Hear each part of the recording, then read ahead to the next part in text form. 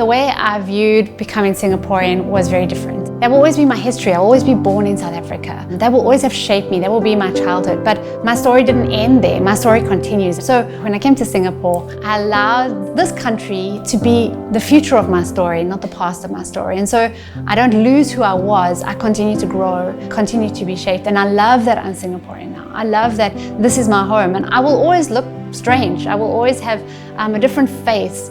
So when I meet people, I love telling them I'm Singaporean because it shocks them, but I am. I love this nation. It's become a part of me. It's not just where I am. It really has shaped and formed who I am and who I'm becoming. I love being here. This is my home.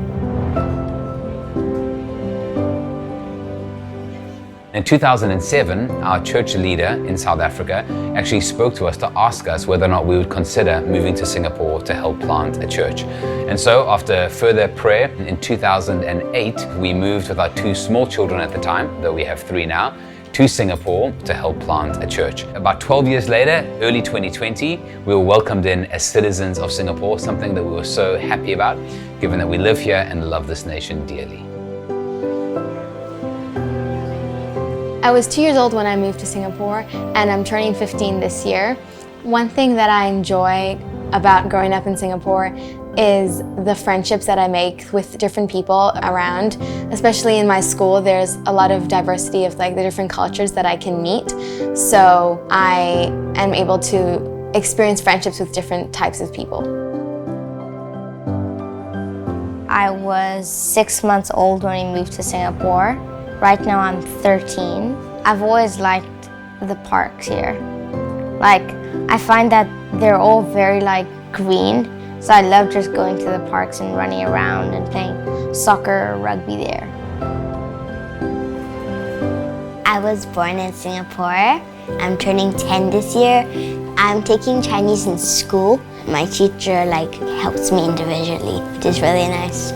我爱我的家，我爱我的朋友，我爱新加坡。 When we first moved, someone gave us really great advice that said, you should always think of yourself as stepping up into a culture rather than stepping down, because that humility means that you're able to really learn and grow. So that was our attitude when we first moved here. We decided to just dive in wholeheartedly to as many things as that could be, even if it was scary. We found the more that we chose to love and embrace the place we were, the more that we grew, we changed. Food started to taste amazing. I was so blessed with friendships that never would have happened otherwise. And seeing someone and understanding someone that is completely different to you is such a gift, as they see the world differently to me, and that's such a strength in my life.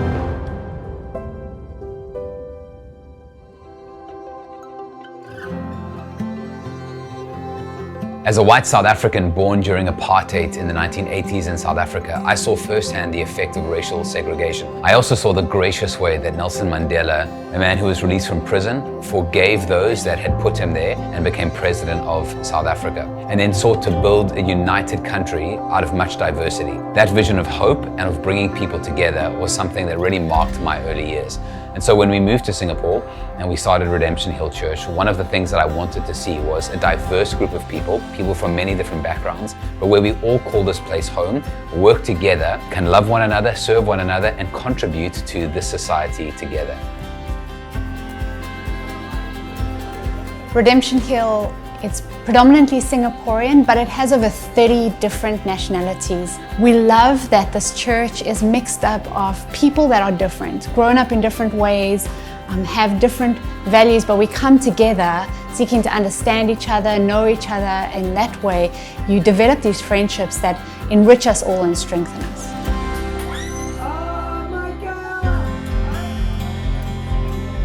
Over time, we have grown to be a church community that welcomes people from all places, all countries. It's pretty common for someone who is new to Singapore and to RAC to come, and for locals to extend hospitality by bringing them out for a meal, often introducing them to local food, which is a priority, right? And Chinese New Year, that we are able to invite our foreign friends and do lo hei and stuff like that together, which has been really wonderful as well.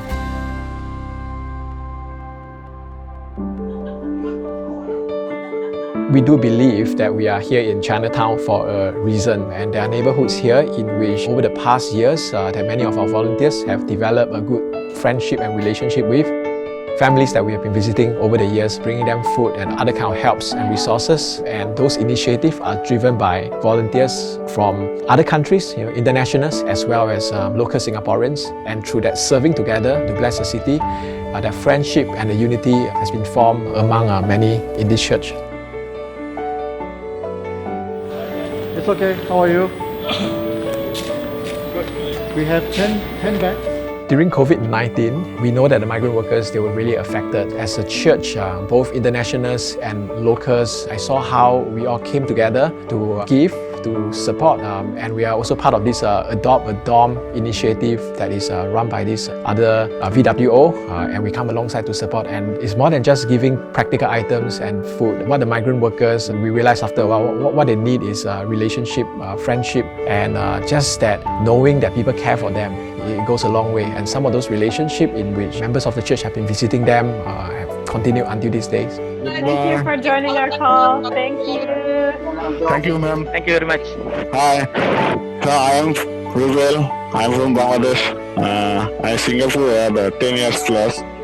Well, I think from all of us, we would also like to say thank you to you, because we know you work very hard. You make Singapore a better place, and we're very grateful for you as well.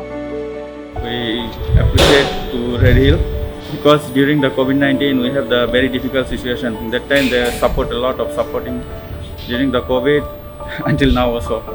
I really salute to them and really respect to my heart touching, still loving to them. Maybe have a tea together. All men cannot go now, still the COVID, so I don't know. There are many things I appreciate about Singapore, but one of them is Singapore's religious harmony. There are so many different religions here, and yet we all manage to live together in a way that is tolerant and respectful of one another. And I've come to really see that as someone who has started a church and works as a pastor here. I feel really happy to know that they become Singapore citizens. Often when people ask me, so is your church led by this South African foreigner pastor? I will tell them, no, he's Singaporean. He's Singaporean, just to clarify. And we're just so glad that they have, in every way, tried to establish their root here in Singapore. And now, in terms of their nationality, it has been reflected that way as well. You know, there's not a day that goes by when I don't walk up the street and think how grateful I am that I live in this nation, that Singapore is home. It's an honor to be called a citizen here. I don't take that lightly, and I humbly accept the responsibility. That means that we don't just enjoy the benefits of what this country is now, but we need to work together to take it beyond where we are. So even though we're safe and even though it's clean and it runs well, there's always more that we can grow and we can do, and I hope to be a part of that.